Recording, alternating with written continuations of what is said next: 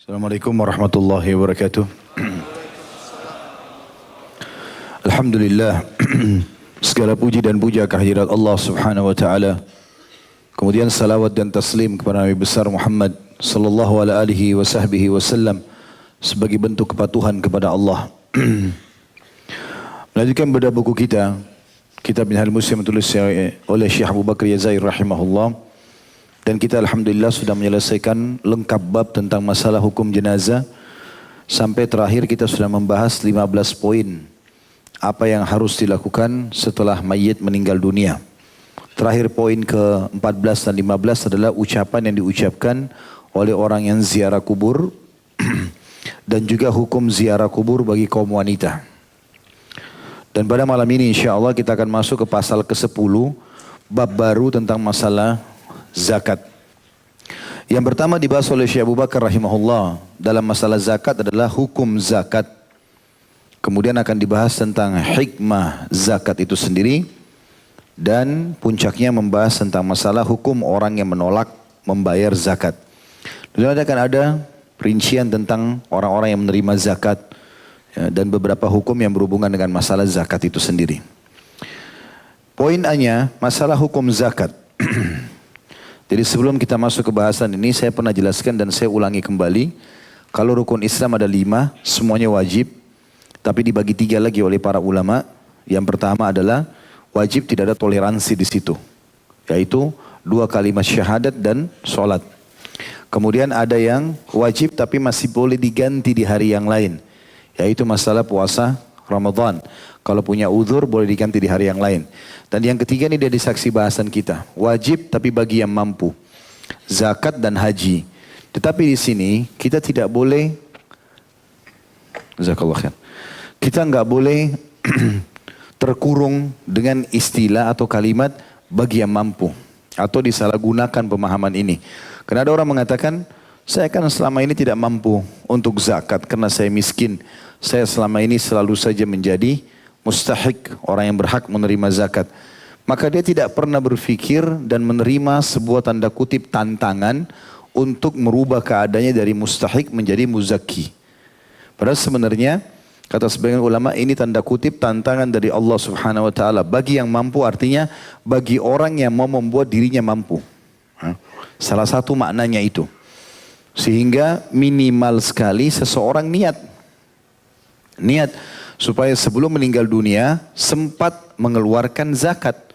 Sehingga dia selama hidupnya dia selain mustahik penerima zakat, dia selalu targetkan kapan nih? Tahun depan, 3 tahun lagi, 5 tahun lagi, 10 tahun lagi. Sebelum meninggal dia sempat mengeluarkan zakat. Begitu juga dengan haji. Kalau orang hanya melihat jemaah haji berangkat, oh itu kan orang mampu. Saya tidak mampu, nggak usah pikirin haji. Rugi. Karena sebenarnya tanda kutip ini tantangan dari Allah Subhanahu wa taala. Kapan kamu menjadi orang-orang yang mampu itu? Minimal dengan niat. Kalau orang pergi haji dia niat, ya orang pergi haji lalu kita lihat dan kita niat ingin haji bersama dia, kalau Allah berikan kemudahan kita akan dapat pahalanya minimal. Sebagaimana sabda Nabi sallallahu alaihi wasallam, "Man hamma bihasanatin wa lam ya'malha kutiba lahu hasanatun kamilah." Siapa yang niat mau mengerjakan satu perbuatan, maka akan dicatatkan baginya satu pahala lengkap walaupun dia belum mengerjakannya. Gitu kan? Yang belum menikah, niat menikah. Jadi kalau antum meninggal belum menikah, dapat pahala. Jihad, maka niat jihad walaupun jihad tidak ada. Maka dengan niat dapat. Sama dengan poligami, niat poligami. Diniatkan walaupun belum dilaksanakan. Jadi kalau antum meninggal dapat pahala poligami. Walaupun cuma niat minimal. Karena ada laki-laki subhanallah biar didorong tidak melangkah. Ada laki-laki biar dirantai melangkah. Tapi niat perlu. Maka kalau kita kembali kepada zakat dan haji, ini tanda kutip sebenarnya adalah Allah Subhanahu wa taala ingin menguji hambanya. Mau enggak kamu menjadi orang yang mampu itu dalam mengeluarkan zakat dan melaksanakan ibadah haji. Jadi jangan sekali lagi terkurung di konsep bagi yang mampu, artinya selama saya tidak mampu nggak usah deh. Bahkan tidak pernah niat sama sekali. Hukum zakat sendiri kata beliau, Syekh Abu Bakar rahimahullah, zakat merupakan kewajiban yang diperintahkan Allah kepada setiap muslim yang memiliki harta yang telah mencapai nisab dengan syarat-syarat tertentu. Allah subhanahu wa ta'ala telah mewajibkan zakat dalam kitabnya dengan firman-Nya, A'udzu billahi minasyaitonir rajim, khudz min amwalihim shadaqatan tutahhiruhum wa tuzakkihim biha. Dalam surah At-Taubah ayat 103. Ambillah zakat dari sebagian harta mereka yang dengan zakat itu kamu membersihkan dan mensucikan mereka. Jadi Allah subhanahu wa ta'ala dalam surah At-Taubah 103 ini memerintahkan Nabi SAW untuk mengambil dari orang-orang beriman harta mereka untuk mensucikan mereka. Karena pernah saya jelaskan ya, ada beda fungsi antara zakat dengan sedekah. Kalau zakat untuk pensucian harta. Jadi selama setahun pendapatan antum tidak tahu pendapatan itu halal atau haram semuanya. Kita nggak tahu, misalnya kita terima gaji dari perusahaan, kita nggak tahu perusahaan ini semuanya murni benar atau ada manipulasi data nih. Atau ada orang, kita buka rumah restoran, buka hotel, kita nggak tahu orang ini yang datang, nggak mungkin kita tanya satu-satu kan, uangmu halal nggak? Dia akan makan, kita nggak tahu. Hukumnya hukum zahir. Maka zakat mensucikan harta itu. Kalau kita akumulasikan sebenarnya 2,5% dalam 1 tahun itu sangat kecil dibandingkan dengan pendapatan kita yang kemungkinan besar lebih besar secara persentase yang dari sisi haramnya. Sekarang kalau kayak saya buka restoran, dalam 1 hari sekian puluh orang makan misalnya. Mungkin dari sekian puluh orang itu ada orang menggunakan dana riba. Mungkin diambil uang harta ahli warisnya. Kita nggak tahu, anggaplah dari 50 orang yang makan, 10% aja, 5 orang yang hartanya tidak benar. Berarti sudah ada 5% per hari, ya, uang yang tidak haram, tidak halal masuk, kan gitu. Tapi kan kita tidak tahu. Kalau diakumulasi 11 bulan, berapa persentasenya? Itu bisa di atas 300-400% sebenarnya dari pendapatan. Tapi Allah menyuruh kita 2,5%, disucikanlah pendapatan 11 bulan itu. Nah, ini sangat ringan, gitu kan? Sangat ringan, karena syaratnya nanti akan kita jelaskan, ada haul dan nisab. Kemudian sedekah fungsinya untuk menambah harta. Jadi beda fungsi, ya. Sedekah untuk memperbanyak harta. Jadi siapa yang mau investasi dengan Allah Subhanahu wa ta'ala yang maha kaya, maka dia rutin bersedekah. Dan ini tidak ada persentasenya, nggak ada 2,5%, mau 50%, mau 100%, terserah. Mau tiap hari, mau setiap pekan, mau setiap tahun. Kalau zakat kan setahun sekali, persentasenya 2,5%. Ini enggak, sedekah makin banyak maka makin melimpah harta. Jadi beda fungsi, makanya dua-duanya harus diamalkan oleh setiap muslim. Ya. Ada sebagian orang-orang kaya kita di Indonesia ini terjadi, mereka punya zakat besar, sampai 1 miliar, ratusan juta. Lalu uang itu diambil, dipegang, dicicil setiap tahun. Dalam setahun dicicil. Bulan ini keluar dulu 50 juta, bulan depan 50 juta, sampai nanti tahun depan selesai. Nah gara-gara ini mereka nggak sedekah lagi. Pikirannya sudah cukup dengan zakat itu. Padahal zakat fungsinya untuk mensucikan harta saja. Berarti untuk menaikkan grafik daripada keuntungan, itu dia belum dapatkan. Dengan sedekah tadi. Dan dia tidak akan mendapatkan doa malaikat yang mendoakan masalah sedekah. Yang kata Nabi SAW, setiap hari ada malaikat 2 orang turun. Yang satu mengatakan, ya Allah luaskanlah rezeki orang yang bersedekah. Dan yang satu mengatakan, binasakanlah orang yang pelit atau bakhil. Jadi ini beda fungsi. Inilah makna surah At-Taubah ayat 103. Allah mengatakan, ambillah zakat dari sebagian harta mereka.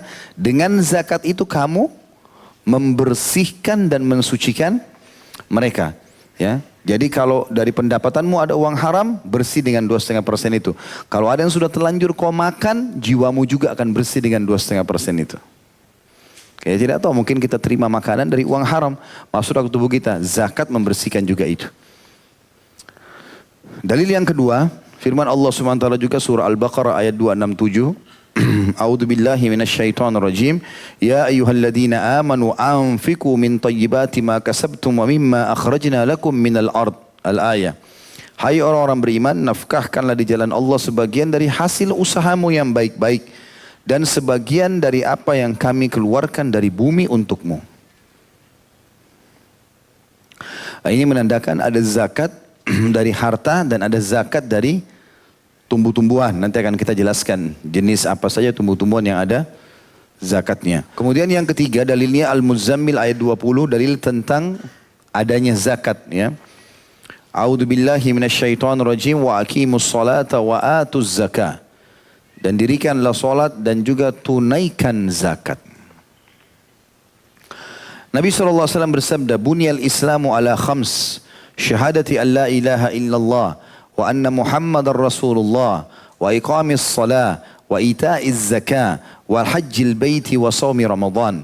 Islam dibangun di atas 5 perkara. Bersaksi bahwasanya tidak ada Tuhan yang berhak disembah melainkan Allah, dan bahwa Muhammad adalah utusan Allah. Mendirikan solat, menunaikan zakat, melaksanakan haji ke Baitullah, dan menjalankan puasa Ramadan. Hadis ini riwayat Bukhari nomor 8, Imam Muslim nomor 16. Juga sabda Nabi SAW. Di sini kita lihat di hadis yang sebelumnya tadi yang saya bacakan itu tidak terpisah antara solat sama zakat. Dan ini yang menyebabkan kenapa Abu Bakar berkata radhiyallahu anhu, saya akan memerangi semua orang yang memisahkan antara solat sama zakat. Karena selalu firman Allah itu wa aqimus sholah wa atuz zakah, aqimus sholah atuz zakah. Jadi selalu berhubungan dengan solat. Berarti orang yang menolak zakat sama dengan orang yang menolak solat. Dan hukumnya bisa kufur. Juga sabda Nabi SAW, umirtu an uqatilan nasa hatta yashhadu an la ilaha illallah wa anna Muhammadar Rasulullah wa yuqimus salah wa yu'tuz zakah fa idza fa'alu dzalika 'asamu minni dima'ahum wa amwalum illa bihaqqil Islam wa hisabuhum 'ala Allah. Aku diperintahkan untuk memerangi manusia sampai mereka bersaksi bahwa tidak ada Tuhan yang berhak disembah melainkan Allah, dan bahwa Muhammad adalah utusan Allah, mendirikan salat, menunaikan zakat. Jika mereka melaksanakan hal-hal tersebut, maka mereka menjaga darah dan harta mereka dariku, kecuali dengan sebab hak Islam, dan penghisaban atas mereka diserahkan kepada Allah. Hadis ini riwayat Bukhari nomor 25 dan Imam Muslim nomor 22. Jadi artinya Nabi SAW memerintahkan kita terus mendakwakan, bahkan sampai memerangi orang-orang sampai melaksanakan minimal 3 rukun Islam ini. Syahadat, solat, dan zakat. Kemudian sabda Rasulullah SAW kepada Muadz bin Jabal juga radhiyallahu anhu ketika beliau mengutusnya ke negeri Yaman. Innaka ta'ti qauman ahla kitabin fad'uuhum ila syahadati an la ilaha illallah wa anni Rasulullah. Fa inhum ata'uka lidzalika fa'alimhum anna Allah azza wa jalla qad iftarada 'alaihim 5 salawatin fi kulli yawmin wa lailah. فإنهم أطاعوك لذلك فعلمهم أنه قد افترض عليهم صدقة في أموالهم تؤخذ من أغنيائهم وترد على فقرائهم فإنهم أطاعوك لذلك فإياك وكرائم أموالهم واتق دعوة المظلوم فإنه ليس بينها وبين الله حجاب. Sesungguhnya engkau akan mendatangi satu kaum dari ahli kitab. Serulah mereka agar bersaksi bahwasanya tidak ada Tuhan yang berhak disembah selain Allah atau melainkan Allah, dan bahwasanya aku adalah utusan Allah. Jadi ini perintah Nabi SAW kepada Muadz bin Jabal radhiyallahu anhu yang diutus menjadi dai ke Yaman. Ya, di Yaman umumnya ahli kitab, Yahudi dan Nasrani. Dakwahi dulu mereka dengan syahadat. Jika mereka mentaatimu dalam hal tersebut, maka sampaikan kepada mereka bahwa Allah yang maha suci dan maha mulia telah mewajibkan atas mereka solat 5 waktu sehari semalam. Jika mereka mentaatimu dalam perkara tersebut, maka sampaikan pula kepada mereka bahwa Allah telah mewajibkan atas mereka zakat pada harta mereka yang diambil dari orang-orang kaya di antara mereka dan kemudian dibagikan kepada orang-orang miskin di antara mereka. Jika mereka mentaatimu dalam perkara itu, maka hendaklah kamu berhati-hati terhadap harta kekayaan mereka yang berharga. Dan takutlah pada doa orang-orang yang teraniaya, sesungguhnya tidak ada penghalang antara doa mereka dengan Allah. Hadis ini riwayat Bukhari nomor 1395 dan Imam Muslim nomor 19. Hadis ini tentu bahasanya panjang ya, tetapi yang kita ingin titik beratkan adalah bagaimana tahap mendakwahi ahli kitab. Yang paling pertama adalah syahadat. Kalau mereka sudah bersyahadat, kemudian kita perkenalkan Allah Subhanahu wa taala kepadanya dan kepadanya juga dikenalkan Nabi Muhammad SAW, maka kita pindah ke masalah solat. Jangan tergesa-gesa. Setelah dia faham solat, gerakannya, bacaannya, hatinya tergerak untuk mengerjakan, baru sampaikan masalah zakat. Setelah dia amalkan, dia faham, baru sampaikan kepada dia masalah haji, baru kemudian Ramadan. atau puasa Ramadan. Tentu di sini dalam hadis ini tidak disebutkan haji dan puasa Ramadan, tetapi ada riwayat lain yang menjelaskan masalah itu ya. Sini sampai zakat saja. Dan Nabi SAW ingatkan kepada Muadz radhiyallahu anhu, jangan sampai kau menyentuh harta mereka walaupun mereka ahli kitab, orang non muslim, bukan berarti kau boleh ambil hartanya. Kalau mereka berikan silahkan ya. Tapi kalau kamu ambil nggak boleh. Hati-hati karena dakwah orang yang teraniaya walaupun orang kafir, tidak ada hijab antara dia sama Allah subhanahu wa ta'ala. Ulama mengatakan ini satu-satunya doa ahli kitab yang diijabah sama Allah subhanahu wa ta'ala, yaitu doa orang yang terdolimi. Poin B-nya, hikmah zakat. Di antara hikmah disyariatkannya zakat adalah sebagai berikut. Yang pertama, mensucikan jiwa manusia dari penyakit-penyakit kikir dan pelit, tamak dan rakus. Karena kalau kita sering memberi, maka secara otomatis sifat kikir hilang. Ya, dan sifat kikir sudah sering kita bilang, bakhil, pelit, ini semua apapun bahasanya, semua ini buruk bagi kejiwaan. Karena akhirnya orang tidak menginfakkan untuk dirinya, apalagi untuk orang lain. Ya. Kemudian yang kedua, membantu orang-orang miskin dan memenuhi kebutuhan orang-orang yang mengalami kekurangan, kesialan, dan yang terampas haknya. Yang ketiga, menegakkan kemaslahatan umum yang menjadi pondasi kehidupan umat dan juga kebahagiaannya. Artinya dengan zakat yang dikumpul banyak, dibagi-bagikan kepada orang dan diselesaikan perkara-perkara yang sedang ada masalah dihadapi oleh banyak masyarakat, maka jadi hiduplah ya kehidupan tersebut. Jadi baiklah kehidupan yang tadinya memang punya masalah-masalah. Karena uang ini bisa menyelesaikan banyak permasalahan. Perseteruan, bahkan kadang-kadang negosiasi menggunakan harta, gitu kan. Baik itu dalam negosiasi peperangan, negosiasi perbaikan suami istri, negosiasi hubungan antara partner bisnis, negosiasi antara tetangga. Kadang-kadang bukan cuma lisan, dengan menggunakan harta juga. Yang keempat, membatasi penumpukan kekayaan hanya pada orang-orang kaya saja, para pedagang dan pengusaha semata, supaya harta tersebut tidak tertahan di lingkungan kelompok yang terbatas atau hanya beredar di kalangan orang-orang kaya saja. Itu sudah ma'ruf tentunya, sudah kita tahu sama-sama masalah hikmah ini cuma pengulangan saja. Poin C-nya, hukum orang yang menolak membayar zakat.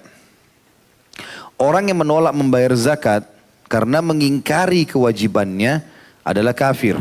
Nggak ada zakat. Misalnya. Sama dengan orang bilang tidak ada sholat. Ini yang terjadi di zaman Abu Bakar radhiyallahu anhu. Beliau, kata para ulama, telah mengokohkan hukum Allah subhanahu wa ta'ala di muka bumi ini dengan dua kejadian besar. Kejadian pada saat memastikan kepada Quraisy kejadian Isra Mi'raj benar terjadi. Kemudian yang kedua pada saat beliau memerangi penolak zakat. Karena spontan waktu Nabi SAW meninggal, orang-orang Badui, Arab-Arab Badui yang baru masuk Islam, belum belajar, mereka anggap zakat itu hanya untuk Nabi Muhammad SAW. Udah sekarang Nabi sudah meninggal, gak ada zakat lagi. Mau dihapus dari syariat. Jadi rukun Islam tinggal 4 nantinya. Maka Abu Bakar pun pada saat itu memerangi mereka. Kata beliau di sini, kalau orang yang menolak membayar zakat karena mengingkari kewajibannya adalah kafir. Sedangkan orang yang menolak membayarnya karena kikir, tapi ia mengakui kewajibannya, sungguhnya ia telah berdosa. Maksudnya dosa besar. Dan zakat harus diambil darinya secara paksa dengan memberikan teguran kepadanya. Maksudnya pemerintah ya, bukan antum. Ini tetangga saya Pak Haji orang kaya ini belum zakat, ambil aja. Nah, bukan begitu ya. Tapi pemerintah, jika ia membangkang tidak mau membayar zakat, perangilah ia sampai tunduk pada perintah Allah dan menunaikan zakat sesuai dengan berdasarkan firman Allah Subhanahu wa taala dalam surah At-Taubah ayat 11. A'udzu billahi minasyaitonir rajim, fa in tabu wa aqamus salata wa atauz zakata fa ikhwanukum fid din. Jika mereka bertaubat, mendirikan solat, menunaikan zakat, maka mereka adalah saudara-saudaramu seagama. Ya, artinya ini wajib ditekankan.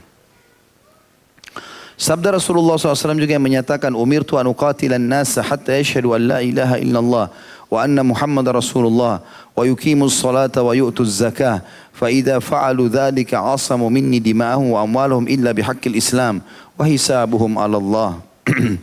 Aku diperintahkan untuk memerangi manusia sampai mereka bersaksi bahwasanya tidak ada Tuhan yang berhak disembah melainkan Allah, dan bahwasanya Muhammad adalah utusan Allah, mendirikan solat, menunaikan zakat. Jika mereka melaksanakan hal-hal tersebut, maka mereka menjaga darah dan harta mereka dariku, kecuali dengan sebab hak Islam. Maksudnya kalau dia bunuh, ya dibunuh. Dan penghisaban atas mereka diserahkan kepada Allah. Kalau mereka bohong, maka Allah yang adili. Hadis ini muttafaqun alaih. Sejalan dengan itu, ketika Abu Bakar As-Siddiq radhiyallahu anhu memerangi orang-orang yang menolak membayar zakat, ia berkata, "Wallahi, law mana'uni aqalan kanu yu'addunaha ila Rasulillah sallallahu alaihi wasallam la qataltuhum 'alaiha." Demi Allah, seandainya mereka menolakku untuk membayar seekor anak kambing yang dulu biasa mereka bayarkan kepada Rasulullah sallallahu alaihi wasallam, maka mereka akan aku perangi karenanya. Hadis ini riwayat Bukhari nomor 1400. Para sahabat lain mendukung sikap Abu Bakar tersebut dan ini merupakan kesepakatan atau ijma' mereka. Artinya kalau orang menolak membayar zakat, maka pemerintah muslim setempat wajib memeranginya. Karena contoh dari Abu Bakar radhiyallahu anhu, beliau perangi sampai mereka mau kembali menunaikan zakat yang tidak dihukum, diperangi, bahkan banyak yang meninggal dunia, ya, di antara mereka karena tadinya masuk dalam pasukan penolak zakat ini. Kita masuk sekarang materi kedua, jenis harta yang wajib. Setelah kita tahu hukumnya wajib di sini, keluarkan zakat bagi yang mampu, maka sekarang kita masuk ke materi kedua, jenis harta yang wajib dan tidak wajib dizakati. Mana yang harus kita keluarkan, mana yang tidak kita keluarkan. Poin A-nya harta yang wajib dizakati. Ya, yang pertama sekali dibahas di poin A ini adalah 2 logam mulia, emas dan perak. 2 logam mulia yang dimaksud adalah dimaksudkan di sini adalah emas dan perak. Termasuk yang wajib dizakati adalah barang-barang dagangan yang bisa dinilai dengan ukuran keduanya. Barang-barang tambang dan harta terpendam, dalam kurung biasa disebut harta karun, yang sejenis dengan keduanya, serta uang yang senilai dengan keduanya. Jadi uang kertas, uang logam, selama memang dia bisa dipakai untuk transaksi emas dan perak, berarti senilai dengan itu. Kewajiban zakat atas barang-barang tersebut berdasarkan firman Allah Subhanahu wa taala dalam surah At-Taubah ayat 34.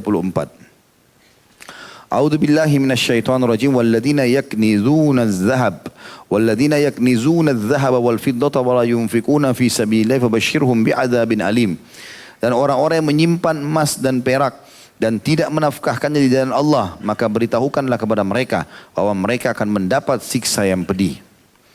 Juga berdasarkan sabda Nabi alaihi salatu wassalam, laisa fi maduna khamsi awaqin sadaqah. Harta yang tidak mencapai 5 uqiyah, ada di situ tulisannya di footnote 1029, 1 uqiyah sama dengan 40 dirham. 1 dirham kurang lebih ukurannya sama dengan 2,975 gram perak. Jadi 5 uqiyah nisab perak adalah 595 gram perak. Ya.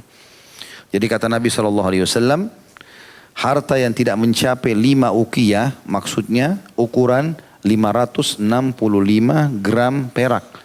Jadi kalau antum punya uang simpanan tidak mencapai ini dalam 1 tahun, maka tidak ada zakat. Atau senilai dengan 85 gram emas. Ya.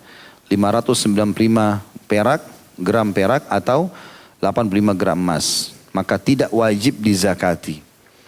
Tidak wajib dizakati. Jadi kalau misalnya ada orang jadikan Ramadan, kayak nanti kita bulan Mei insya Allah Ramadan ini, semoga Allah SWT mudahkan kita mencapainya dan beribadah. Maka bulan Ramadan ini kalau ada orang niatkan, seperti teman-teman hadir sini belum niatkan haulnya, maka dia niatkan haul. Ramadan tahun lalu ini adalah Ramadan ini berarti haulnya dia 1 tahun. Di situlah dia tutup buku dia, ya, yang dia lihat investasi, tabungannya, ya, dikumpulin semua. Kemudian dia lihat kalau nilainya sama dengan 595 gram perak atau 85 gram emas, maka dia wajib keluarkan 2,5%. Ya.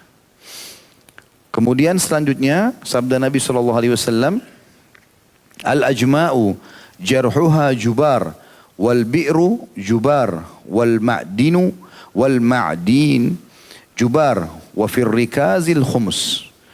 Hewan ternak yang terlepas kemudian merusak, tidaklah ada denda atas pemiliknya. Dan pada sumur tidak ada kewajiban atas siapapun. Ada di situ footnote nomor 1031. Yang dimaksud dengan sumur, baik sumur tua atau milik seseorang. Kemudian ada orang atau binatang terjatuh atau mengupah orang untuk menggali sumur. Kemudian orang tersebut jatuh ke dalamnya. Jadi tidak ada hukuman maksudnya. Kita punya sumur, di teras. Kemudian tiba-tiba ada orang datang, dia mau ambil air, lalu dia jemplung jatuh mati. Kita nggak kena hukumnya. Gitu. Jadi kata Nabi SAW, hewan ternak yang terlepas kemudian merusak, tidaklah ada denda atas pemiliknya. Dan pada sumur tidak ada kewajiban atas siapapun kalau ada orang yang jatuh dalamnya. Dan pada barang tambang, ada puntut nomor 1032, seperti orang yang menambang pada tanah tak bertuan, kemudian ada orang yang terjatuh, atau menyuruh orang kemudian ya, terjatuh. Tidak ada kewajiban atas siapapun. Ya. Sedangkan harta terpendam terkena zakat sebesar 1/5. Hadis ini riwayatkan Imam Bukhari nomor 6912.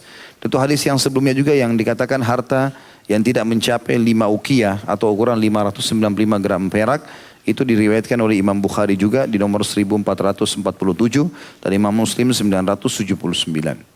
Yang kedua setelah emas dan perak yang wajib dizakati adalah binatang ternak. Binatang ternak yang wajib dizakati adalah 3 jenis. Unta, sapi, dan kambing. Maksudnya zakatnya dari jenis hewan itu sendiri. Jadi kalau kita ternak sapi, kita ternak unta, kita ternak kambing, zakatnya juga hewan, bukan uang. Tapi selain daripada 3 ini, dinilai harta. Misal orang punya tambak ikan, misal orang punya ternak ayam, ya, itu semua tidak dizakatkan dari ayamnya, tapi nilai. Misalnya modal kita 100 juta, ya udah masuk dalam akumulasi total harta. Tapi 3 jenis hewan ternak ini zakatnya harus dari hewan ternak itu. Jelas nggak ini? Baik. Sesuai dengan firman Allah Subhanahu wa taala dalam surah Al-Baqarah ayat 267, A'udzu billahi minasyaitonir rajim, ya ayyuhalladzina amanu anfiqu min thayyibati ma kasabtum. Hai orang beriman, nafkahkan atau keluarkan di jalan Allah sebagian dari hasil usaha kalian yang baik-baik. Maksudnya dari modal yang halal.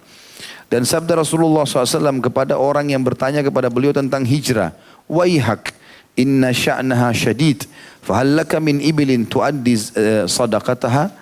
Qala na'am, qala fa'mal min wara'il bihar, fa inna allaha lam yabraka min amalika syai'a. Celakalah kau ini. Sesungguhnya hijrah itu merupakan perkara yang besar. Apakah engkau mempunyai unta yang wajib dikeluarkan zakatnya? Orang tersebut menjawab, iya. Rasulullah SAW bersabda, bekerjalah walaupun dari belakang kota, karena sungguhnya Allah tidak akan mengurangi sedikit pun dari perbuatanmu.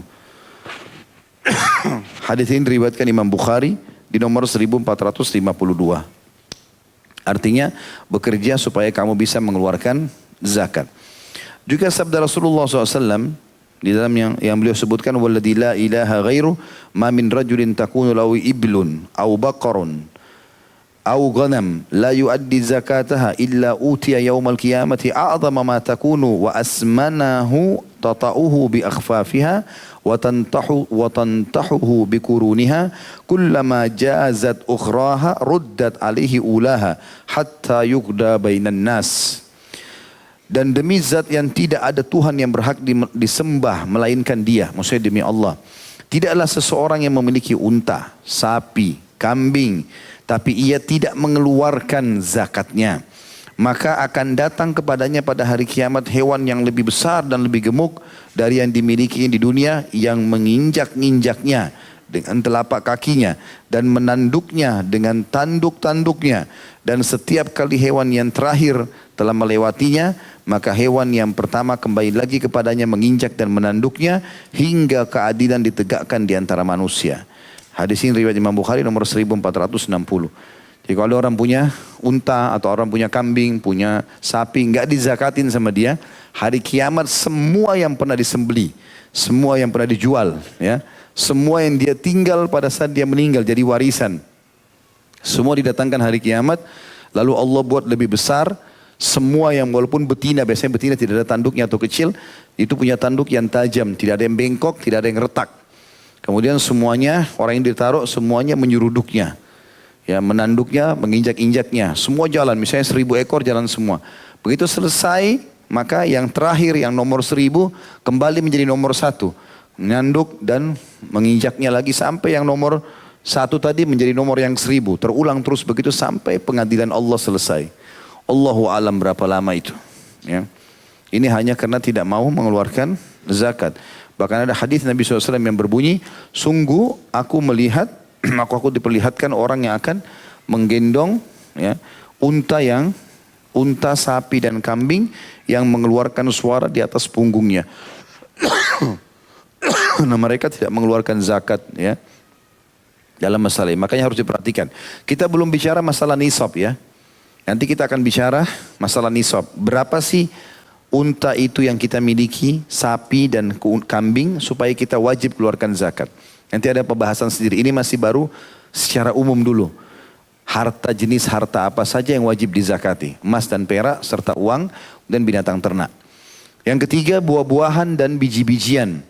Biji-bijian adalah setiap barang simpanan yang dapat dimakan dari jenis gandum, kacang tanah, kacang putih atau kacang Arab.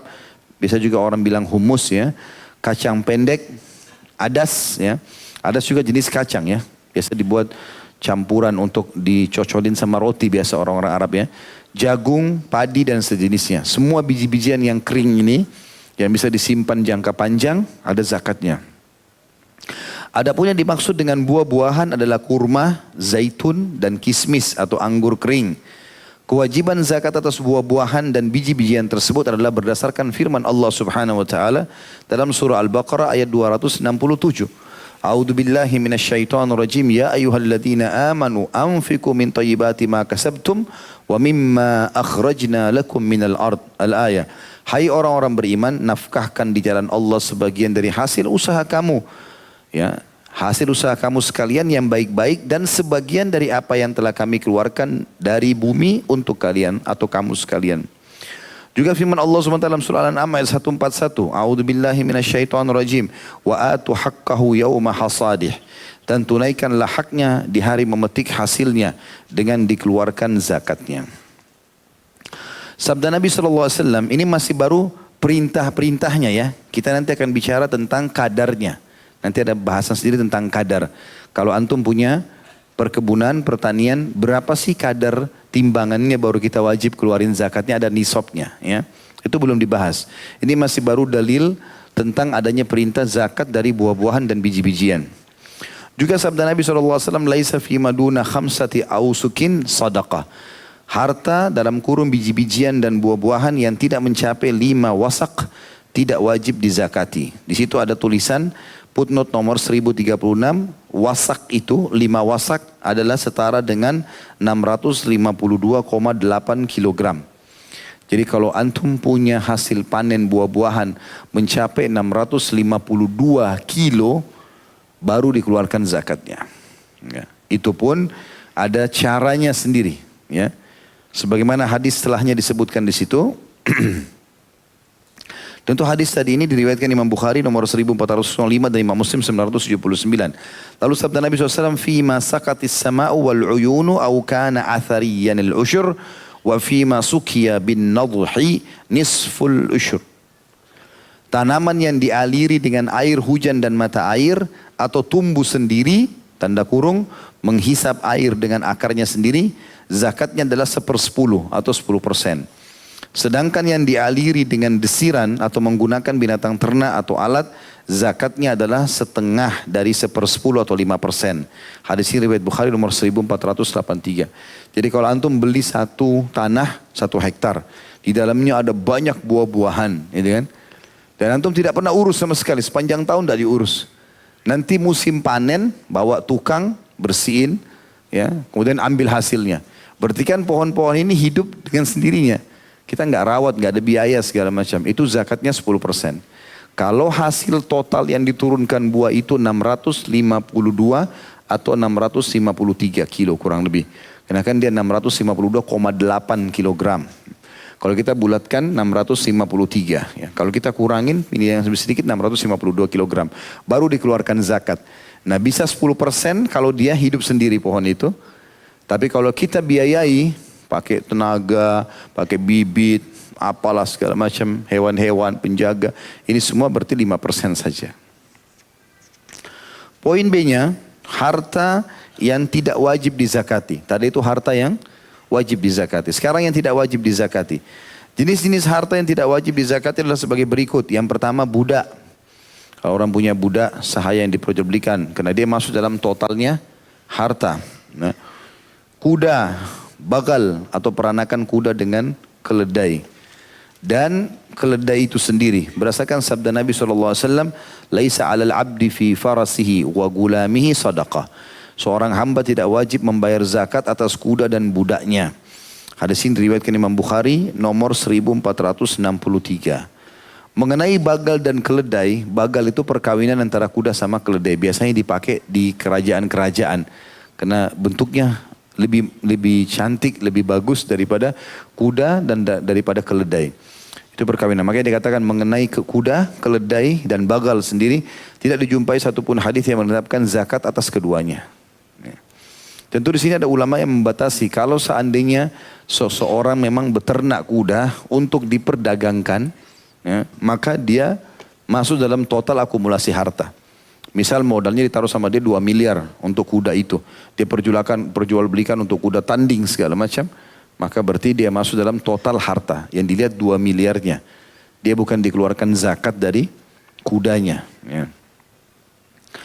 Yang kedua harta yang tidak mencapai nisab yang kedua harta yang tidak mencapai nisab kecuali jika pemiliknya ingin mengeluarkan sebagian hartanya untuk bersedekah.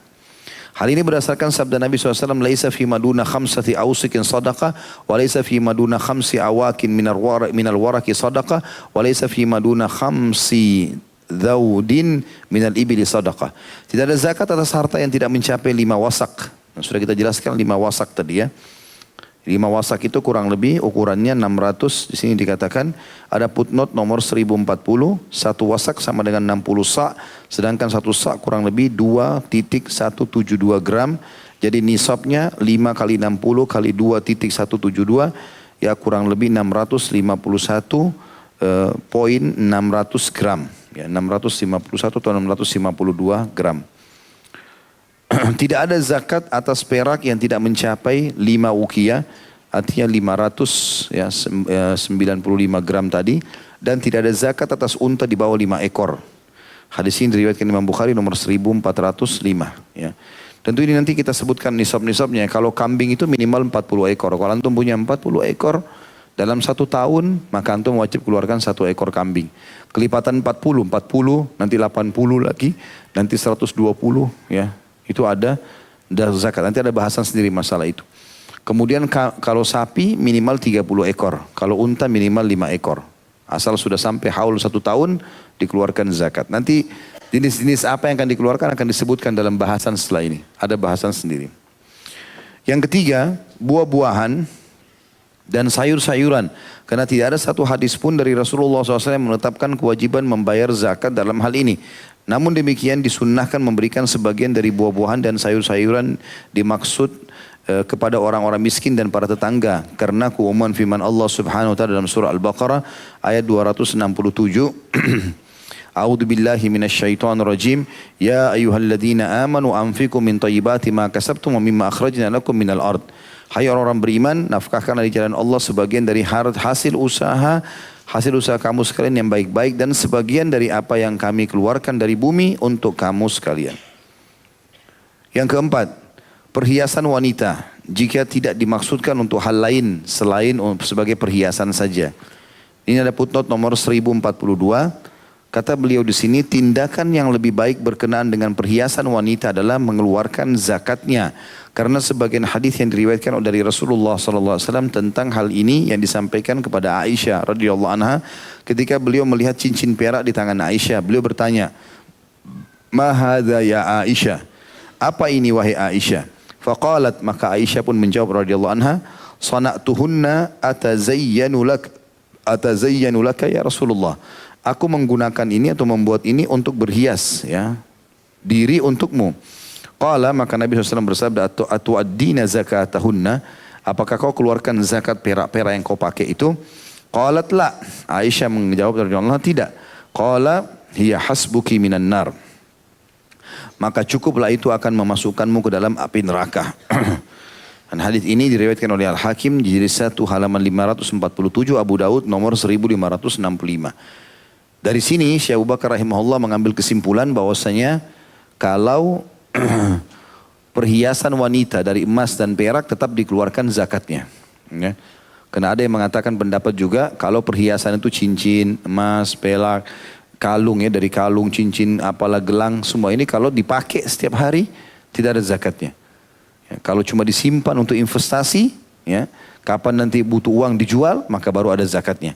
Tapi pendapat yang paling kuat dan Syekh Abu Bakar sendiri menekankan masalah itu, lebih baik semua dizakati, termasuk yang dipakai. Karena walaupun dipakai, emas dan perak itu tetap punya nilai dan umumnya selalu naik. Ya.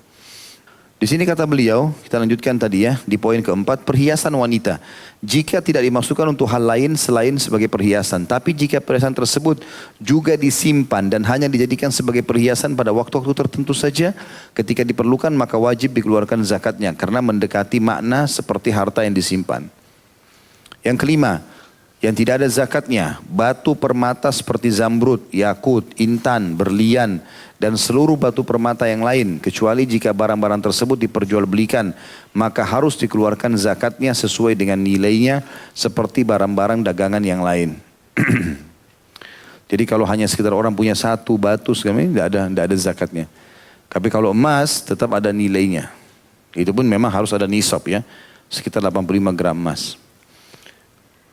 Yang keenam, barang-barang yang dipergunakan dan tidak diperjualbelikan seperti kuda dan sejenisnya atau rumah-rumah, pabrik-pabrik atau kendaraan-kendaraan tidak wajib dikeluarkan zakatnya karena tidak ada perintah dari pembuat syariat untuk mengeluarkan zakat atas barang-barang tersebut. Ya, jadi kalau kita beli rumah walaupun mahal 5 miliar, 10 miliar tapi kita pakai, nggak ada zakatnya. Mobil kita beli mahal 1 miliar, 2 miliar tidak ada zakatnya karena kita pakai. Beda kalau disewakan berarti sudah investasi ya, atau sengaja dibeli untuk diperjualbelikan ya, dipersewakan atau diperjualbelikan, ini semua berarti ada zakatnya, masuk dalam total akumulasi harta. Sekarang kita masuk dengan poin ini dan mungkin kita tutup dengan ini ya, pertemuan kita ini kita akan bahas tentang masalah nisab ya, dari masing-masing zakat itu. Ya, saya coba selesaikan sampai hewan-hewan atau sampai terakhir kita bahas insya Allah itu ke masalah buah-buahan. Ya. Nah ini kurang lebih masih ada sekitar untuk menyelesaikan sekitar 5 lembar ya, akan kita bacakan. Materi ketiga, syarat-syarat mencapai nisab harta yang wajib dizakati dan ukuran zakat yang wajib dikeluarkan. Kembali lagi ke masalah 2 logam mulia, emas dan perak dan yang sejenisnya sudah kita jelaskan tadi, masuk dalamnya uang-uang kertas yang senilai bisa beli emas dan segala macam. Yang pertama, emas. Syarat zakat emas adalah masa kepemilikannya mencapai haul, yaitu 1 tahun dan harus mencapai nisab. Nisab artinya kadar minimal. Teman-teman yang pegang buku garis bawahi itu, yaitu 1 tahun, 1 tahun di garis bawahi. Kasih angka 1 kecil di atasnya. Dan harus mencapai nisab. Nisabnya di garis bawahi, kasih angka 2 di atasnya. Karena ini 2 syarat zakat. Ya. Kalau haul maknanya 1 tahun, kalau nisab maknanya kadar minimal. Dan ini kita sendiri yang tentukan itu ya. Jadi kita yang niatkan kapan mulai haulnya. Sedangkan nisabnya adalah untuk emas 20 dinar atau sama dengan 85 gram emas. Zakat yang wajib dikeluarkannya adalah 2,5%. Jadi jumlah zakat dari setiap 20 dinar adalah setengah dinar. Jadi lebih dari 20 dinar maka dihitung dengan persentase tersebut 2,5%. Baik sedikit maupun banyak. Jadi orang punya 85 gram emas dengan orang punya 2000 gram tetap sama. 2,5% dari total kadar emas dia itu. Sementara poin nomor 2 perak. Syarat zakat perak juga harus mencapai haul 1 tahun. Dan harus pula mencapai nisab seperti emas. Kadar minimal. Adapun nisab perak adalah 5 uqiyah. Dan sudah kita jelaskan tadi, kita ulangi lagi ada footnote nomor 1043. 1 uqiyah sama dengan 40 dirham. Jadi 5 uqiyah sama dengan 200 dirham. Atau sama juga di situ ditulis ya, 5 uqiyah itu sama dengan 200 dirham atau 595 gram perak. Dan zakat yang wajib dikeluarkannya adalah 2,5% seperti emas. Jadi jumlah zakat dari 200 dirham adalah 5 dirham. Dihitung dengan persentase tersebut yaitu 2,5%. Jadi kalau 2 poin ini adalah emas 85 gram emas, sementara zakat 595 gram, sementara perak 559 gram perak. Yang ketiga, orang yang memiliki emas yang tidak mencapai nisab dan juga dia mempunyai perak yang tidak mencapai nisab, maka ia harus menggabungkan keduanya. Jika jumlah keduanya mencapai nisab, maka ia harus mengeluarkan zakatnya sesuai dengan ukurannya, yakni 2,5%. Hal ini berdasarkan riwayat yang menyebutkan bahwa Rasulullah SAW menggabungkan emas dengan perak dan perak dengan emas, kemudian mengeluarkan zakat untuk keduanya. Ada footnote nomor 1044 di situ. Penggabungan dua logam mulia dalam kurung emas dan perak untuk mencapai nisab adalah pendapat Imam Malik dan Abu Hanifah rahimahumullah. Hadis di atas adalah hadis yang diriwayatkan para pengikut Imam Malik dari Bukair bin Abdullah al-Ash'aj. Sunnah pada masa yang berbunyi sunnah pada masa lalu menerangkan bahwa Rasulullah SAW menggabungkan emas dengan perak dan perak dengan emas, kemudian mengeluarkan zakat untuk keduanya. Sejalan dengan itu diperbolehkan pula mengeluarkan zakat dengan salah satu dari keduanya untuk yang lainnya.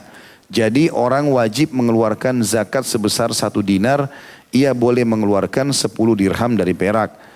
Demikian pula sebaliknya, seperti halnya uang pada saat ini yang ukuran zakatnya sama dengan zakat emas dan perak, yaitu 2,5%.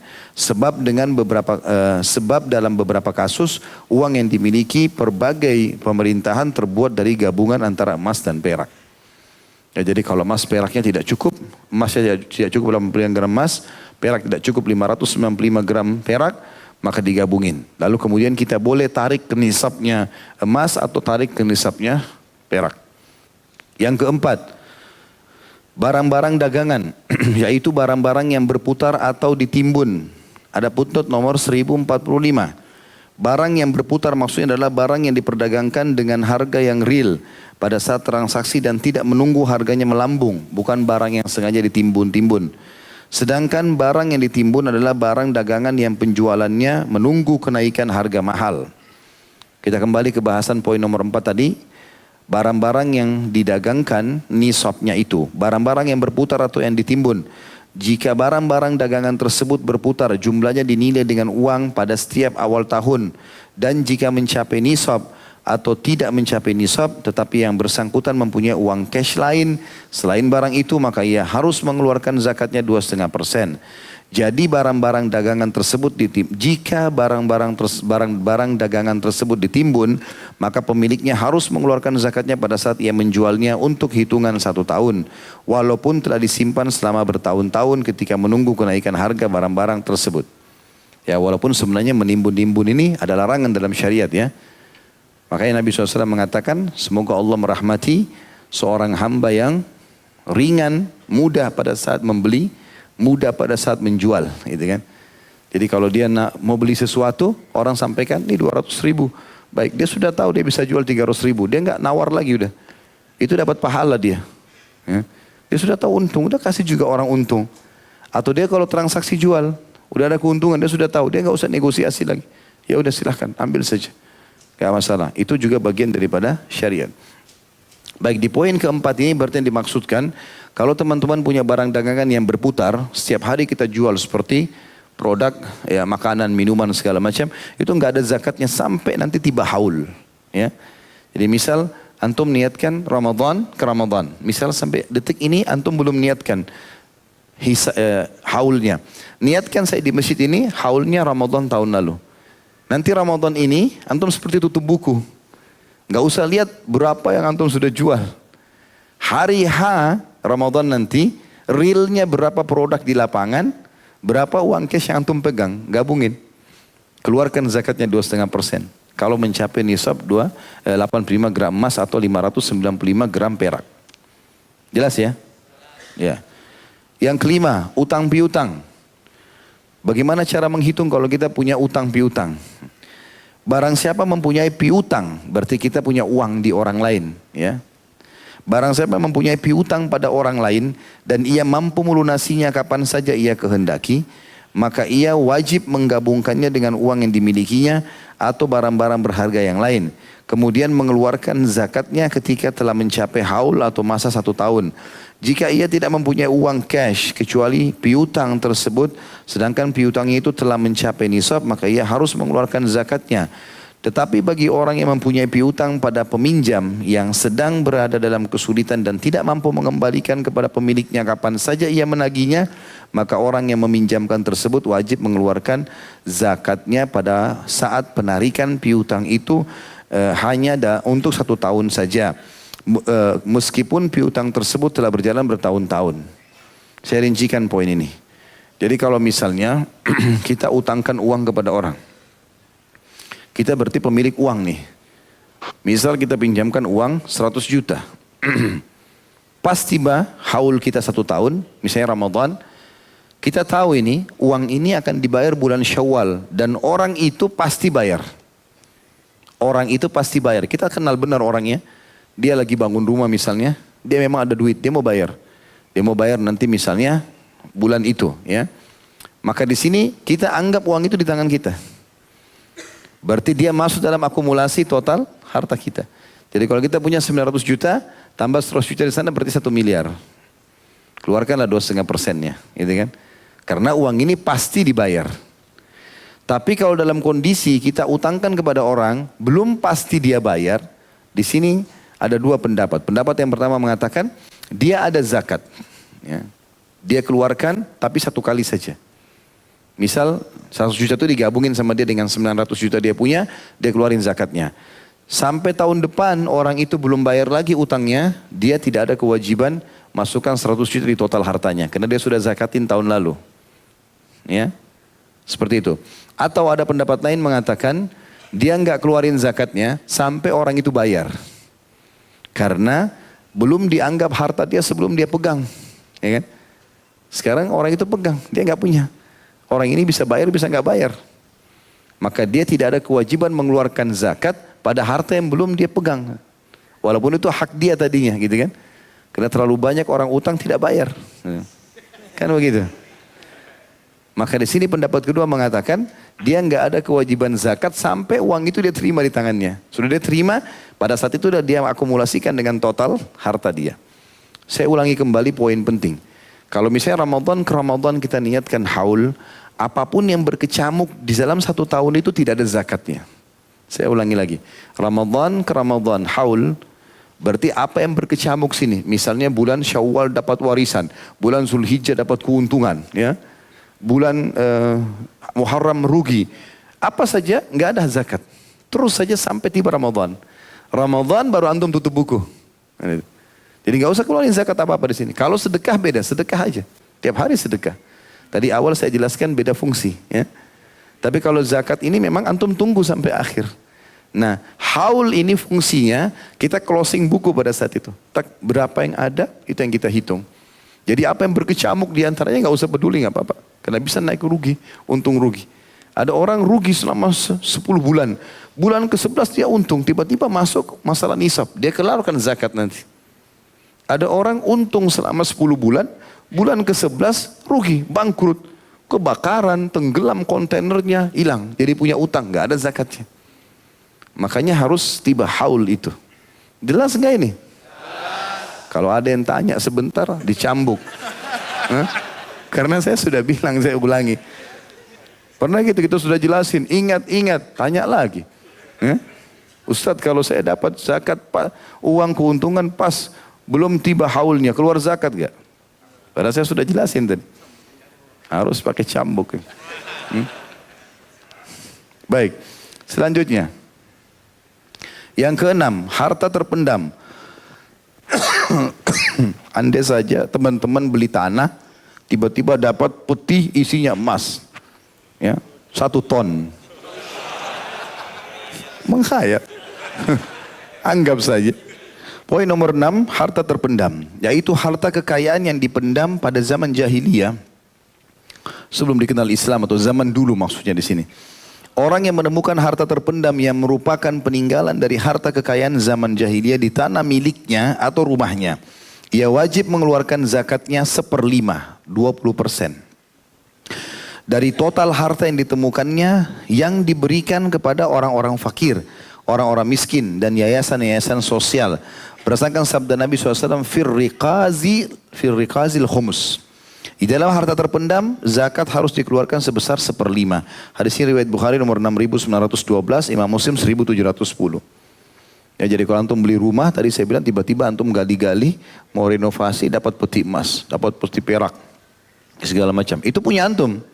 Karena antum sudah beli tanah itu. Jadi milik antum di situ. Keluarkan langsung 20%. Dibagi 5 langsung dikeluarkan zakatnya. Gitu kan. Di sini ada kisah yang pernah dinukil sebagian salafus saleh. Ada satu orang jual tanah, dia jual semuanya. Lakulah tanah itu, diambil uangnya. Ternyata dua-duanya ini orang soleh. Yang beli, pas habis dia beli tanah itu, dia gali ada peti emas. Dia hubungi kembali yang punya tanah. Ini yang saya beli tanahmu, saya nggak beli emasnya. Emas ini saya temukan, ambil. Ada nggak manusia begitu sekarang? Itu kisah nyata. Ambil kembali. Subhanallah, yang ditawarin nggak mau? Enggak, saya sudah jual tanah, berarti hakmu semua. Ini ribut gara-gara itu. Ambil atau nggak ambil? Sampai mereka datang kepada seorang alim, kemudian meminta bagaimana hukumnya. Maka ditanya yang si penjual, kau punya anak nggak? Ada, laki-laki. Ditanya pembeli, kau punya anak? Ada, perempuan. Nikahkan anak kalian. Jadikan harta itu buat mereka. Begitu caranya. Antum beli tanah dapat jam tangan aja sudah disembunyi, apalagi harta. La haula wala quwata illa billah. Baik, selanjutnya poin nomor 7, barang-barang tambang. Jika barang tambang tersebut adalah emas atau perak, maka barang tambang yang dikeluarkan tersebut wajib dizakati jika mencapai nisab ketika seseorang mengeluarkannya, baik telah mencapai haul 1 tahun maupun belum. Ia wajib menzakatinya jika telah mencapai nisab.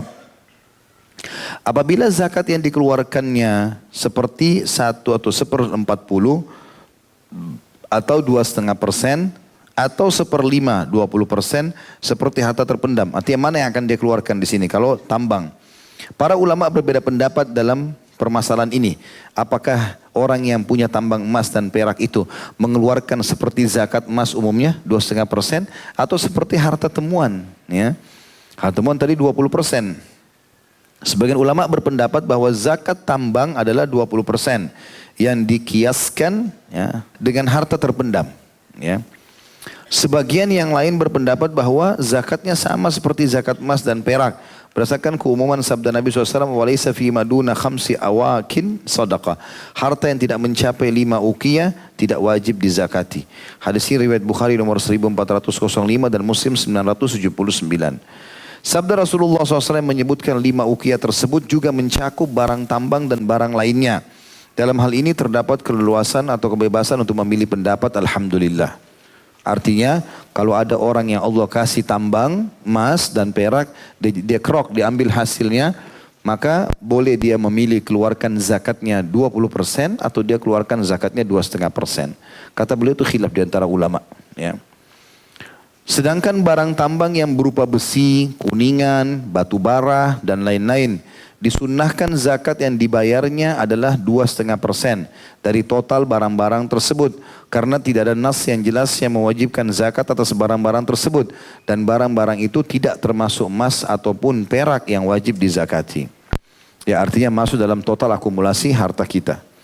Berapa modalnya dulu batu bara itu masuk ke dalam modal harta kita, diakumulasikan dengan simpanan kita atau tabungan. Poin nomor 8, harta yang dipergunakan. Jika harta yang dipergunakan tersebut merupakan keuntungan atau laba perdagangan atau hasil peternakan, maka zakatnya adalah sama dengan zakat harta aslinya dan tidak disyaratkan mencapai haul atau 1 tahun.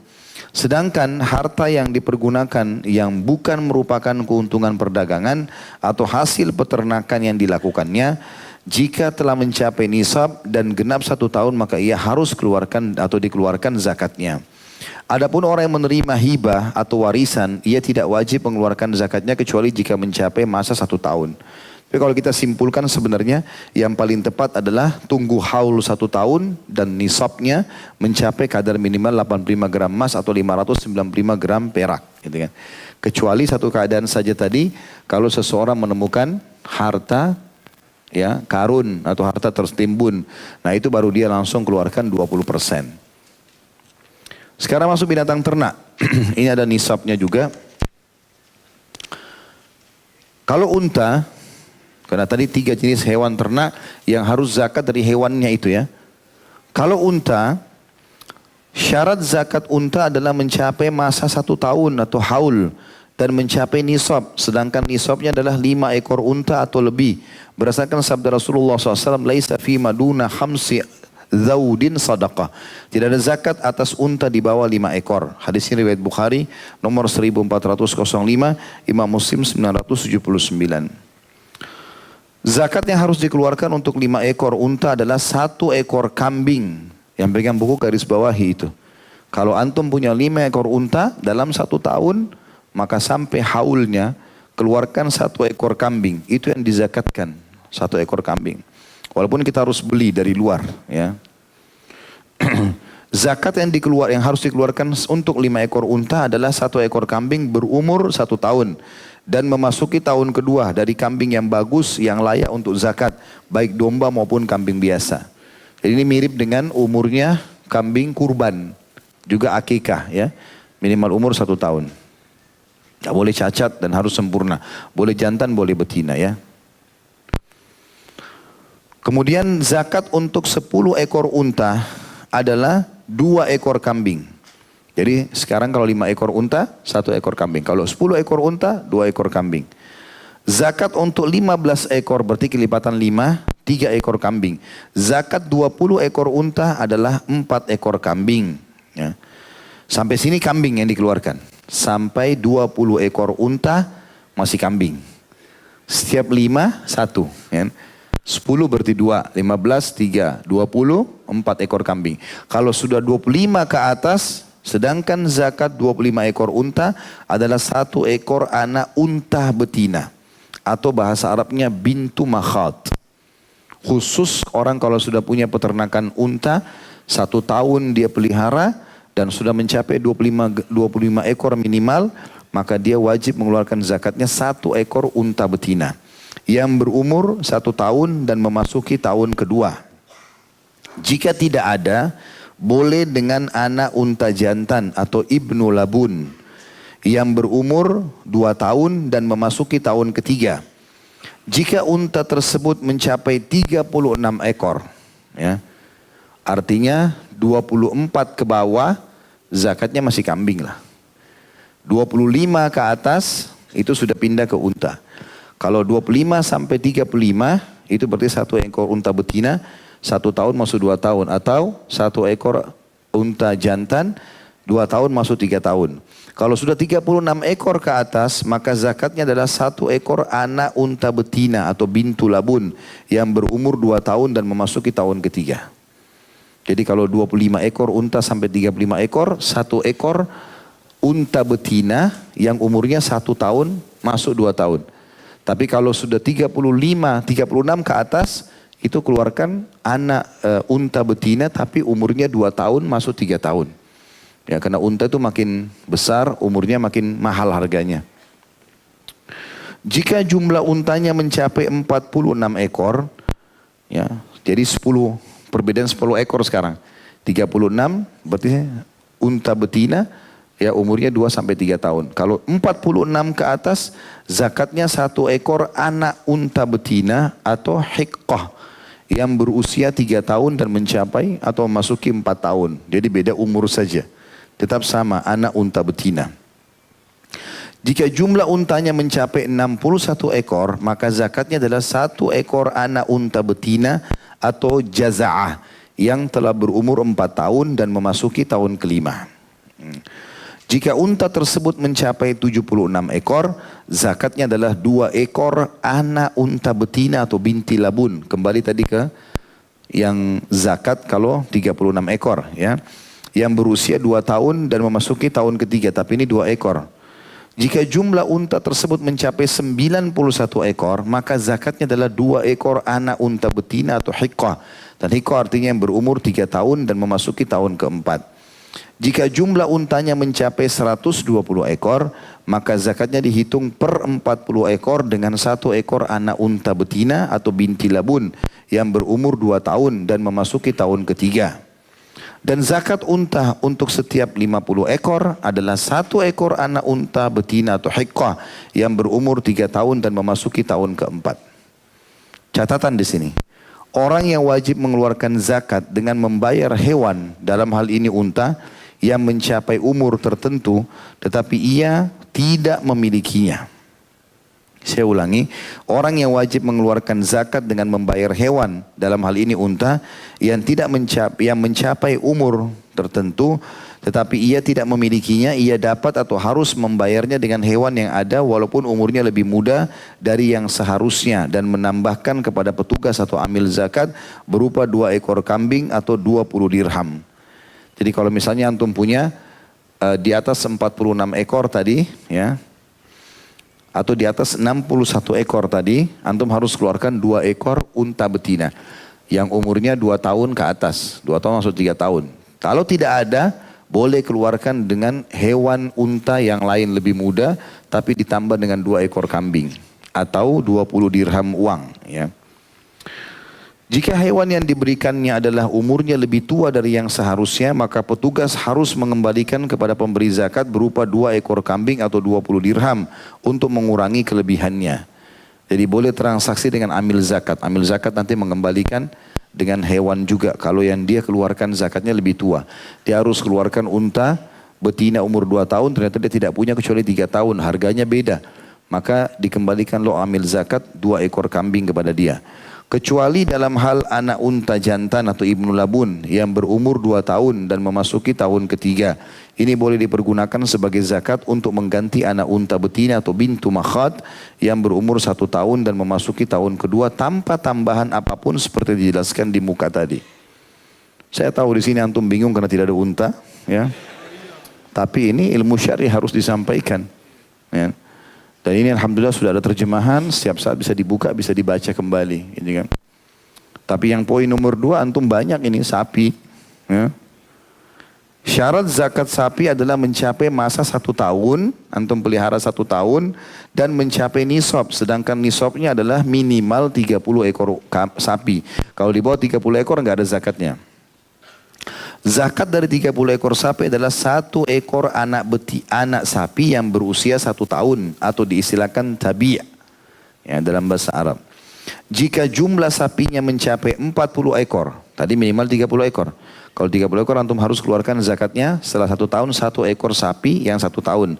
Jika jumlah sapinya 40 ekor, maka zakatnya adalah 1 ekor anak sapi yang berusia 2 tahun atau musinnah. Jadi kalau 30 ekor sapi, zakatnya 1 ekor anak sapi 1 tahun. Kalau 40 ekor anak sapi yang 2 tahun umurnya, ya. Jika sapi yang dimilikinya lebih dari itu, lebih dari 40 ekor, maka pada setiap 40 ekor sapi zakatnya adalah 1 ekor anak sapi yang berumur 2 tahun atau musinnah. Dan pada setiap 30 ekor sapi zakatnya 1 ekor anak sapi yang berumur 1 tahun. Berdasarkan sabda Rasulullah sallallahu alaihi wasallam, fi kulli 30 tabi' wa fi kulli 40 musinnah.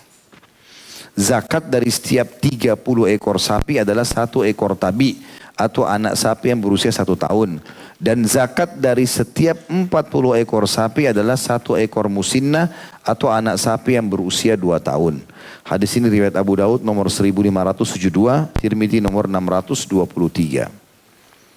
Yang ketiga adalah kambing. Kambing termasuk kategori kambing adalah domba atau kambing biasa. Syarat zakat kambing adalah mencapai haul 1 tahun dan mencapai nisab. Sedangkan nisabnya minimal 40 ekor kambing. Zakat dari 40 ekor kambing sampai 120 ekor. Ya tadi saya sempat keliru menyebutkan kelipatan 40 ya. Jadi dari 40 sampai 120 langsung. Di antara ini kambing ya 120 ekor kambing adalah 1 ekor kambing. Jika jumlahnya 121 ekor sampai 200 ekor kambing, maka zakatnya 2 ekor kambing. Jika kambing itu mencapai 201 sampai 300 ekor kambing, zakatnya 3 ekor kambing. Dan jika lebih dari 300 ekor kambing, maka zakat untuk setiap 100 ekor kambing adalah 1 ekor kambing. Ketentuan ini berdasarkan sabda Nabi SAW. فَإِذَا زَادَتْ فَفِي كُلِّ مِئَةِ شَاتٍ. Jika jumlah kambing itu melebihi 300 ekor, maka zakat dari setiap 100 ekor kambing adalah 1 ekor kambing. Hadis ini diriwayatkan oleh Bukhari nomor 1454. Ada catatan di situ. Jumhur atau mayoritas ulama mensyaratkan bahwa binatang ternak yang terkena zakat atau wajib zakat haruslah ternak yang digembalakan, yaitu adanya seorang pengembala yang mengembalakan hewan-hewan tersebut di padang rumput atau di tanah lapang selama 1 tahun. Tetapi Imam Malik tidak mensyaratkan pengembalaan tersebut dan itu adalah perbuatan penduduk Madinah. Dalil yang dipergunakan oleh jumhur ulama adalah sabda Rasulullah SAW, wa fi sa'imatil ghanami idza kanat arba'ina fa fiha syatan atau syatun ila isyrina wa mi'ah. Dan kambing yang digembalakan tanpa dibelikan makanan, maka pada setiap 40 ekor sampai 120 ekor zakatnya adalah 1 ekor kambing. Hadis ini diriwayatkan Abu Daud nomor 1567. Sabda beliau menyebutkan dan pada kambing yang digembalakan telah dijadikan sebagai dalil oleh jumhur ulama untuk mensyaratkan pengembalaan pada hewan-hewan ternak. Syarat tersebut bagi zakat kambing adalah nas di atas, sedangkan syarat pengembalaan bagi unta dan sapi dikiaskan pada kambing. Analogikan ya, dikiaskan itu dianalogikan dengan kambing. Mereka berpendapat sesungguhnya di dalam kesulitan mencari rumput dan beban yang ditanggungnya terdapat sesuatu yang dapat menjadikan pengembalaan itu sebagai syarat dikeluarkan zakat. Tapi tentu ini khilaf di antara ulama ya. Kalau jumhur ulama mengatakan dia wajib ya, kalau digembalakan baru ada zakatnya. Tapi kalau tidak digembalakan nggak ada zakat berarti. Di sini gembala bisa dibawa di padang rumput atau memang ada pengawasan khusus. Ya, seperti orang punya peternakan khusus gitu kan. Tapi kalau misalnya antum cuman misal setiap malam Jumat antum beli 10 ekor kambing atau 40 ekor kambing. Antum dermawan suka sembeli bagi-bagi kalau ada. Ya, 40 ekor sembeli setiap Jumat misalnya, bagi-bagi ke orang. Makanya nggak ada zakatnya karena antum tidak gembala. Beli untuk dibagiin orang ya. Nomor 2 yang perlu diperhatikan catatan, zakat tidak diwajibkan atas jumlah hewan ternak yang berada di antara 2 nisab atau waqas atau pada kelipatan 40 ekor kambing misalnya hingga mencapai 120 ekor sehingga zakatnya tetap 1 ekor kambing. Jadi 40 ekor atau 80 atau 90 pokoknya di bawah 120 tetap zakatnya sama 1 ekor kambing saja. Jika jumlah kambingnya mencapai 121 ekor, maka pemiliknya wajib mengeluarkan zakat 2 ekor kambing. Jumlah kambing antara 40 ekor sampai 120 ekor, inilah yang disebut dengan waqas. Dan tidak ada wajib zakat di dalamnya kecuali 1 ekor. Demikian pula waqas pada unta dan sapi. Hal ini berdasarkan penjelasan Rasulullah SAW ketika menyebutkan kewajiban zakat atas hewan-hewan ternak. Rasulullah SAW bersabda, jika hewan ternak mencapai jumlah sekian, maka zakatnya adalah sekian. Berdasarkan hadis ini, diketahui bahwa jumlah hewan ternak di antara 2 kewajiban zakat tersebut tidak terkena zakat. Jadi maksudnya kalau 40 kambing, 41, 42, 47, 52 sama, tetap 1 ekor kambing. Yang ketiga catatannya adalah domba dan kambing bisa digabungkan untuk keperluan perhitungan zakat karena keduanya termasuk satu jenis. Sejalan dengan ini kerbau juga digabungkan dengan sapi. Unta Arab juga digabungkan dengan unta Khurasan. Khurasan dari Iran. Ya. Karena keumuman lafaz yang dipergunakan untuk menyebut jenis hewan tersebut pada hadis-hadis Rasulullah SAW seperti sabda beliau wa fi sa'imatil ghanami idza kanat arba'ina fa fiha syat. Dan pada kambing yang digembalakan jika telah mencapai 40 ekor maka zakatnya 1 ekor kambing. Juga sabda beliau fi kulli khamsi zawdin syat. Zakat untuk setiap 5 ekor unta yang berumur 3 sampai 10 tahun adalah 1 ekor kambing. Dan juga sabda Nabi SAW dalam hadis yang lain fi kulli 30 minal baqari tabi', dan di setiap 30 ekor sapi ada 1 ekor tabi' atau anak sapi yang berumur 1 tahun. Catatan juga yang keempat adalah bagi dua orang yang berserikat atau kongsi, jika masing-masing mempunyai hewan ternak yang mencapai nisab dan keduanya menggunakan tenaga pengembala dan ladang pengembalaan yang sama, tempat pengembangbiakan dan kandangnya juga sama, maka zakatnya diambil dari keduanya dengan menjumlahkan hewan ternak yang dimiliki keduanya. Kemudian keduanya saling mengembalikan hewan ternak dengan cara adil. Jika salah seorang dari keduanya misalnya mempunyai 40 ekor kambing, sedangkan temannya mempunyai 80 ekor kambing, maka pemungut zakat mengambil 1 ekor kambing dari si pemilik 40 ekor kambing, dan si pemilik 80 ekor kambing harus mengembalikan 2/3 kambing pada pemilik 40 ekor kambing tadi. Maksudnya nilainya. Ya. Jadi kalau zakat kan setiap 40 ekor kambing 1 ekor kambing. Pokoknya 40 sampai 120. Kalau kita berdua kongsi, partner, saya punya 40 ekor kambing, sementara teman saya punya 80 ekor kambing. Dari 40 sampai 120 cuma 1 ekor kambing zakatnya. Kalau saya yang keluarkan itu, maka berarti kalau dihitung ya di sini, dia sebenarnya harus membayar 2/3. Saya bayar 1/3. Karena kalau 80 dengan 40, berarti 2/3, saya 1/3 kan gitu. Maka secara otomatis kalau saya yang bayar, dia membayar ke saya nilai 2/3. Gitu. Mengembalikan kepada saya nilai 2/3 dari kambing itu ya. Jadi 1/3 tetap saya bayar. Misalnya nilai kambing itu 1 juta. Itu dibagi 3 kambing itu. Ya, nilainya misalnya 1 juta.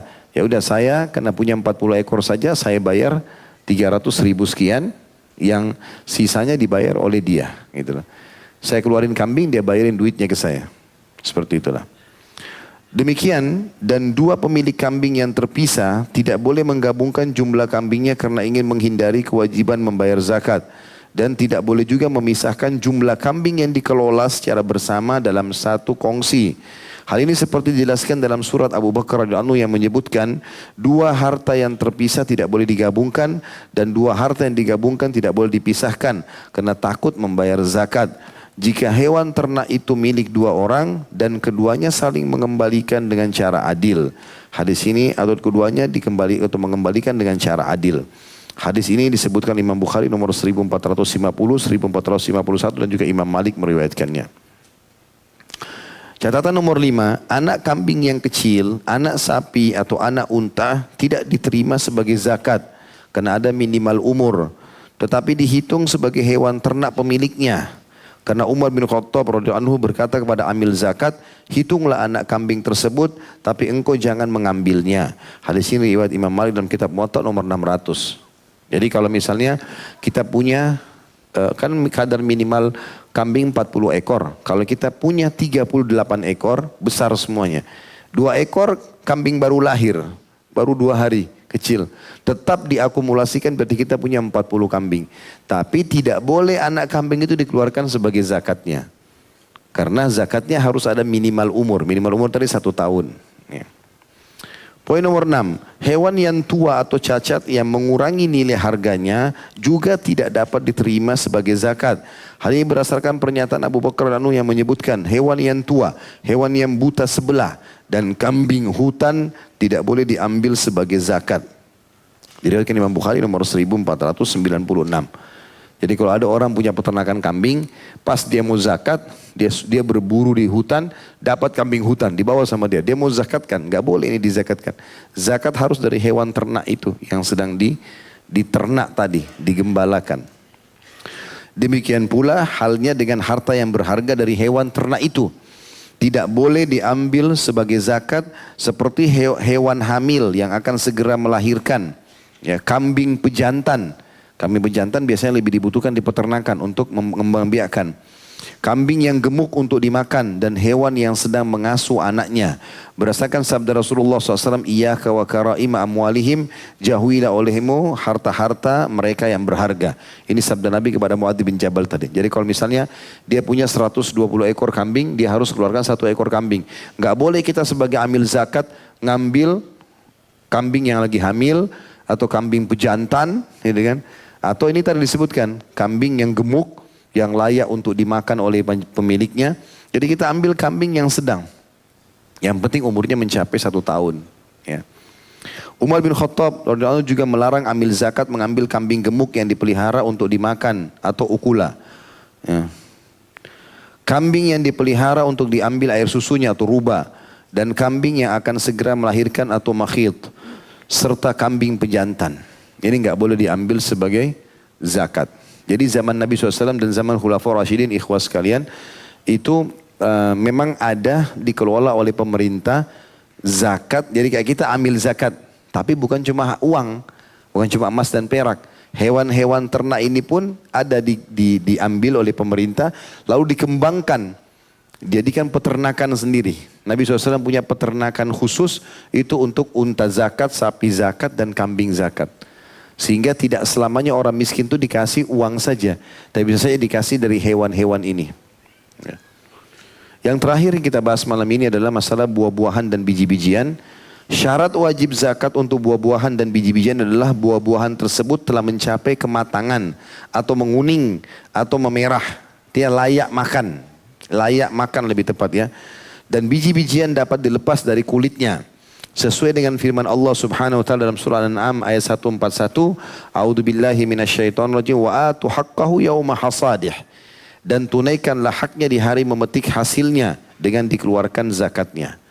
Nisab atau kadar minimal buah-buahan dan biji-bijian adalah 5 wasak. Sementara 1 wasak itu sama dengan 60 sa'. Dan 1 sa' itu sama dengan 4 mut. Dan 1 mut 544 gram gandum. Artinya sama dengan tadi saya sudah sebutkan 652,8 kilogram. Kalau hasil panen buah-buahan antum ini mencapai 652 kilo, maka baru keluar zakatnya. Itu pun nanti dilihat lagi ya. Kalau misalnya yang antum biayai, keluarnya 5% dari hasil panennya.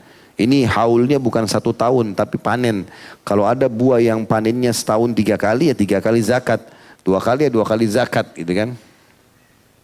Kalau yang dia hidup sendiri, zakatnya 10%.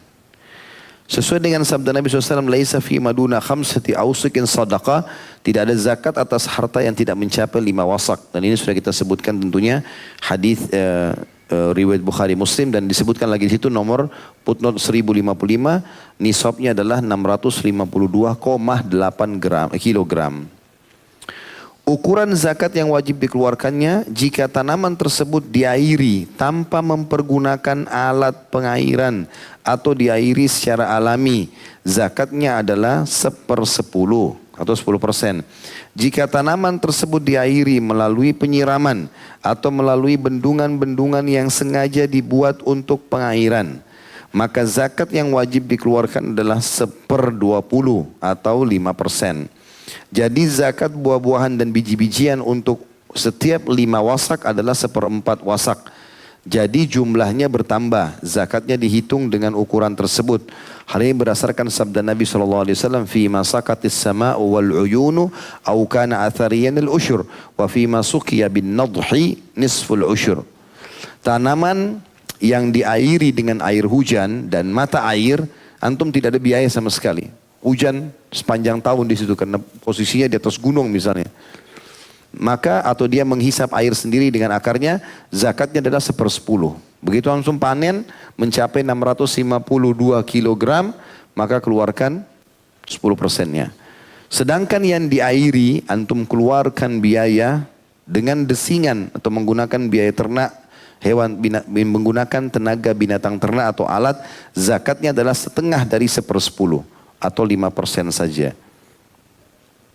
Catatan ini sebagai penutup, beberapa catatan berhubungan dengan masalah ini. Yang pertama, orang yang mengairi tanamannya secara bergantian, sekali melalui pengairan dengan irigasi dan sekali lagi tidak melalui irigasi, zakat tanaman yang harus dikeluarkannya adalah 7,5%. Demikian pendapat para ulama pada umumnya. Al-Allamah Ibnu Qudamah, Al-Allamah maksudnya ulama ya, Ibnu Qudamah salah satu ulama madhab Hanabilah berkata, saya tidak melihat adanya perbedaan pendapat dalam persoalan ini sebagaimana dijelaskan dalam kitab Al-Mughni jilid 2 halaman 298.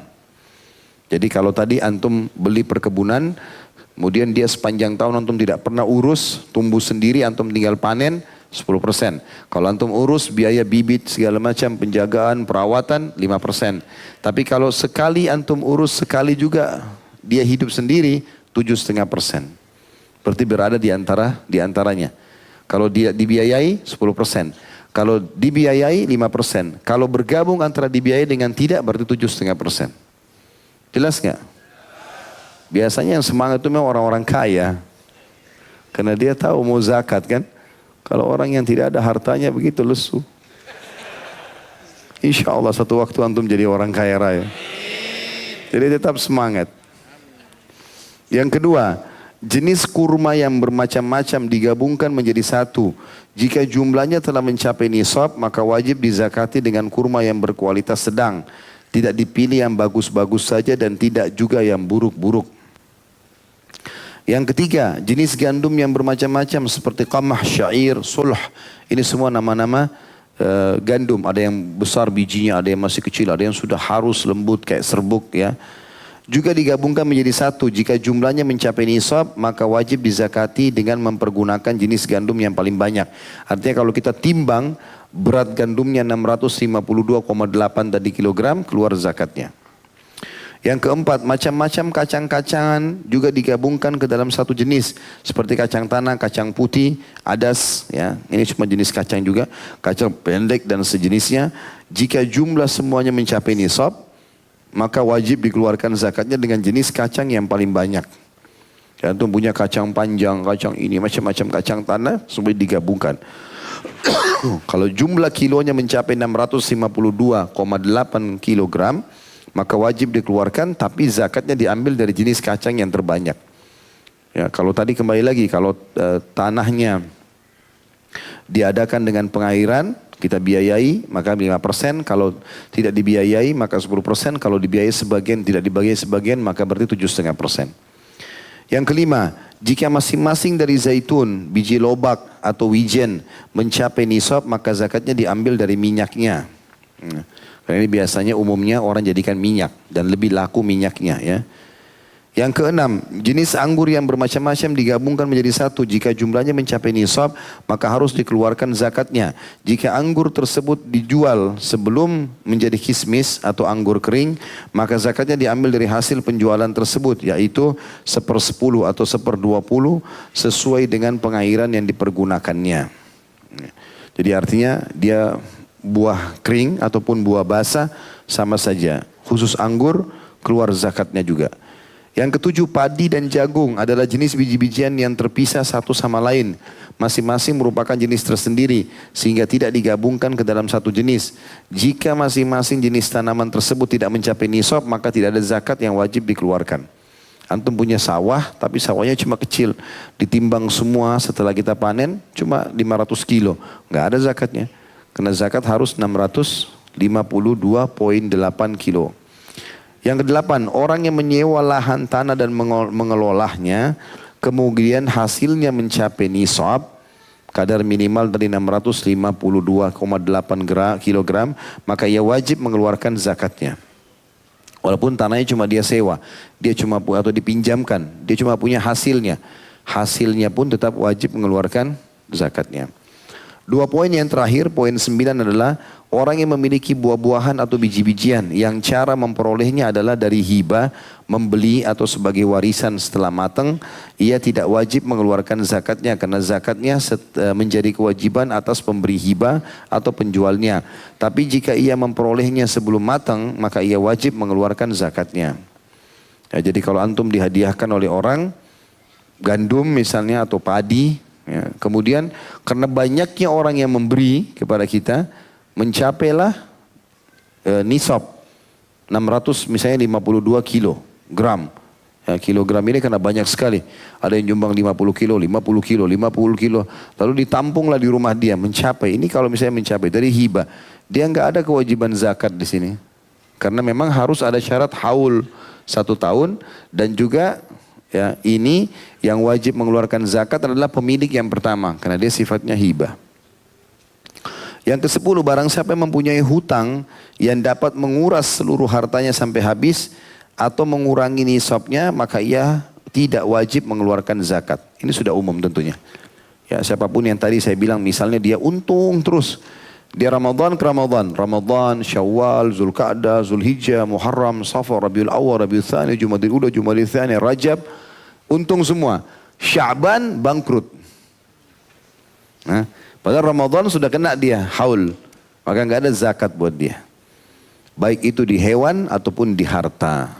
Allahu a'lam. Baik, begitu saja. InsyaAllah apa yang kita pelajari hari ini bermanfaat buat kita semua. Subhanakallahumma bihamdika. Asyhadu an la ilaha illa anta astaghfiruka wa atubu ilaik.